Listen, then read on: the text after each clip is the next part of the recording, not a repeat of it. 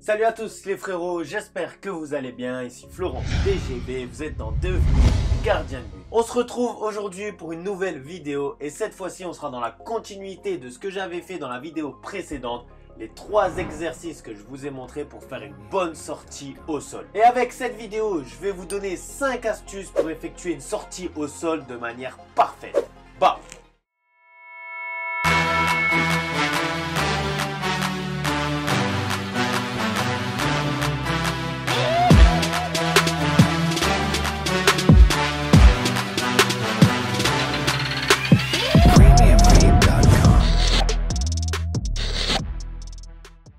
Le premier conseil que je peux vous donner les gars, c'est surtout de la logique. C'est que vous devez toujours être concentré du début à la fin. Vous devez constamment analyser tout ce qui se passe devant vous pour vite réagir et prendre votre décision la plus vite possible et ainsi prendre l'avance sur l'attaquant. Vous le savez tous les gars, mais si vous n'êtes pas concentré, votre prise de décision sera lente. Du coup, vous n'allez pas vite réagir et peut-être qu'avec les secondes que vous avez perdues du fait que vous n'étiez pas concentré, c'est ces secondes où l'attaquant va prendre le dessus sur vous et que vous allez être en retard dans votre sortie. Et au final, vous allez peut-être la rater.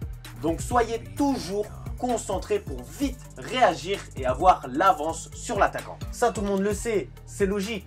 Mais ces détails-là peuvent faire la différence. Le deuxième conseil, les gars, qui est très important, et je suis sûr qu'il y en a beaucoup d'entre vous qui se sont fait avoir avec ça, c'est de toujours rester sur sa première décision. Ce que je veux vous dire les gars, c'est que lorsque vous prenez votre décision, que vous sortez ou que vous ne sortez pas, restez sur cette décision. Il ne faut jamais hésiter lorsque vous faites une action. Si vous hésitez, vous êtes mort. Vous êtes presque sûr et certain de rater votre sortie. Et c'est valable pour toutes les actions que vous faites sur le terrain. Que ce soit une sortie aérienne, une sortie au sol, une longue passe, une prise de balle, tout. Il ne faut jamais hésiter. À l'instant où vous avez pris votre décision de sortir, faites-le jusqu'au bout.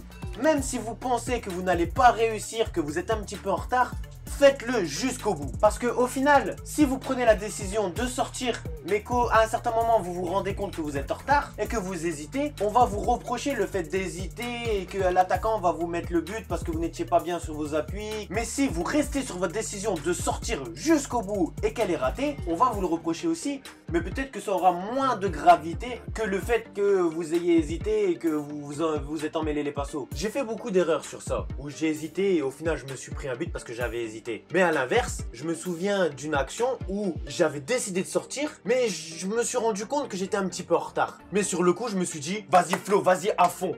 Et là, tu fais pas une sortie où tu te laisses tomber. Non, tu fais une sortie où c'est toi qui rentres dedans sur l'attaquant. Et au final, je l'ai arraché, mais j'ai arraché le ballon aussi avec. Il n'y a pas eu penalty. J'ai réussi ma sortie parce qu'au final, je suis resté sur ma décision et je l'ai joué à fond. Je ne l'ai pas joué à 100%. Je l'ai joué à 120%. 150, 1000%, 2000%, comme vous voulez. Mais je l'ai joué à plus de 100%. Donc, soyez concentrés. Et quand vous prenez la décision, soit vous sortez et vous le faites jusqu'au bout, quitte à la rater, on s'en fout. Soit vous ne sortez pas et vous restez sur vos appuis. Le troisième conseil, les gars, c'est pas vraiment un conseil, c'est quelque chose que vous devez tous mettre en place et qu'il y en a beaucoup, je vois qu'ils n'arrivent pas trop à le faire, c'est que lorsque vous faites une sortie au sol, arrêtez de vous laisser tomber. Une sortie au sol, c'est pas de se laisser tomber sur le sol. Une sortie au sol, vous devez surgir dans les pieds de l'attaquant. Et pour ça, il faut montrer à l'attaquant que vous êtes imposant, que vous y allez franchement. Et comment voulez-vous montrer que vous êtes imposant si vous vous laissez tomber au sol pour la ramasser? Je sais pas si vous avez remarqué dans ma précédente vidéo, mais lorsque je fais une sortie, que ce soit ballon arrêté avec les coupelles ou même dans les pieds de l'attaquant, et toujours on a l'impression que je fais une détente horizontale pour sortir. Parce que j'ai pas envie de me laisser tomber, je me laisse pas tomber. Je surgis dans les pieds de l'attaquant, je saute sur les pieds de l'attaquant. Quand vous faites une sortie, que ce soit aérienne ou au sol, vous devez toujours montrer qui est le patron. Et pour ça, faites les choses à fond.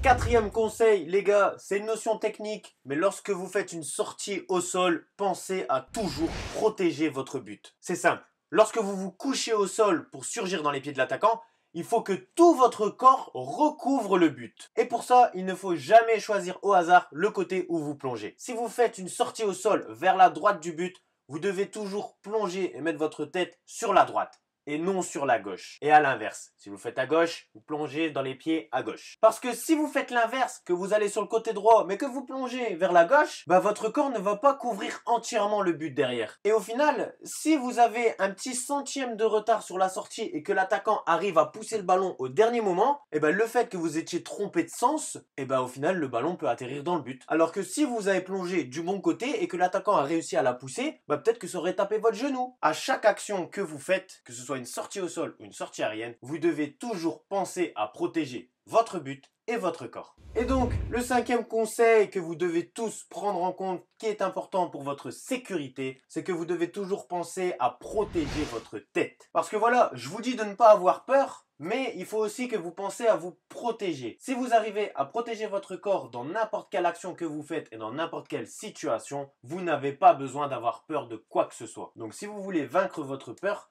il faut que vous sachiez protéger votre corps. Et ça, c'est très important. Lorsque vous faites votre sortie au sol et que vous surgissez dans les pieds de l'attaquant et que vous êtes couché au sol, rentrez légèrement votre tête de façon à la mettre un petit peu derrière votre bras. Le bras sera devant et vous rentrez un petit peu votre tête comme ça. Et ensuite, si l'attaquant il est pas bête, il saute au-dessus, il va pas vous écraser. Donc voilà les gars, je vous ai donné les 5 conseils qui sont très importants pour une sortie au sol. Mais le plus important les gars, c'est que vous devez montrer à l'attaquant qui est le patron. Faites les choses à fond et n'ayez pas peur de vous faire mal. Pensez à bien vous protéger et faites les choses à fond. Donc voilà, j'espère que tu as kiffé cette vidéo et que tu as appris une chose grâce à ces 5 conseils que je t'ai apportés sur la sortie au sol. Si c'est le cas, tu mets le pouce bleu. N'hésite pas à me dire tout ce que tu as envie de me dire en commentaire. Je réponds à tout le monde. Et si tu me découvres à travers cette vidéo, tu cliques sur le bouton s'abonner qui est là ou là, j'en sais rien.